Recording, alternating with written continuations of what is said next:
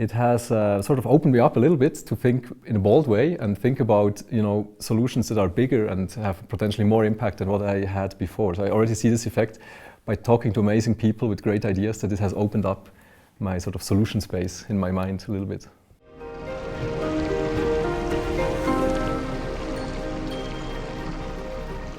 I'm Christian Binz. I'm a research group leader at EAWAG, which is the Swiss Federal Institute of Aquatic Science and Technology. So it's the Swiss Research Center for everything that has to do with water.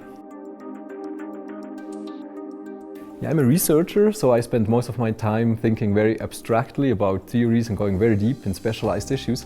And this is a great opportunity to just meet people with very different ideas, to open up, think outside of the box and come up with exciting new ideas, basically. So my vision there is that I think by 2040 that we have achieved all the big and crazy ideas we are circulating now, that they have happened, and we are all astonished that it happened so fast. So this would be great, because there's so many solutions already up in the air, and I think that it's possible that many of them become reality by 2040, and that we sit back and think, oh great, so this is amazing. We could never have guessed back in the days that this really works so quickly. For me, water is what I think about most of the time, all day long, because I work on water in my daily work. It's really what I think about in the morning first and what I still think about in the evenings. It's pretty funny, I would never have guessed that this ever becomes the case, but through my work it really has become the key theme of my life in a way. We think about a new way of how water could work, how we deal with water in cities especially. And if we manage to get this new idea going, that we actually recycle the water inside buildings, we use everything that's in the water in a small closed loop, we can create amazing sustainability solutions for the planet. So really we can recover energy, we can reuse the water 100 times, we can use the nutrients to produce food, which then again feed the cities. So we can close all the circles that we always talk about.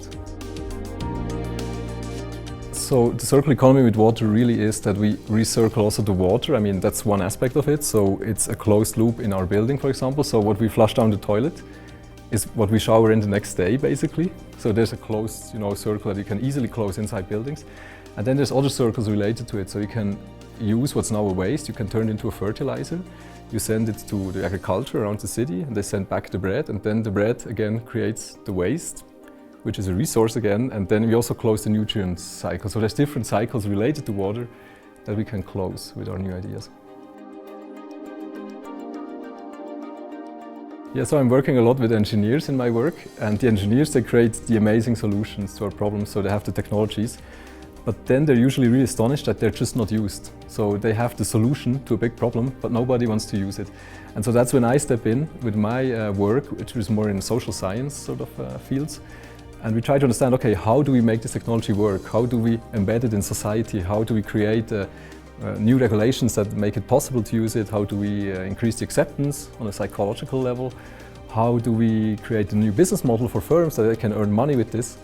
And yeah, just how do we create a story, a full system around technology that makes it work? And that's actually much harder than what most people think. It's really a challenge to do that. Often it's harder than developing the technology, I would say.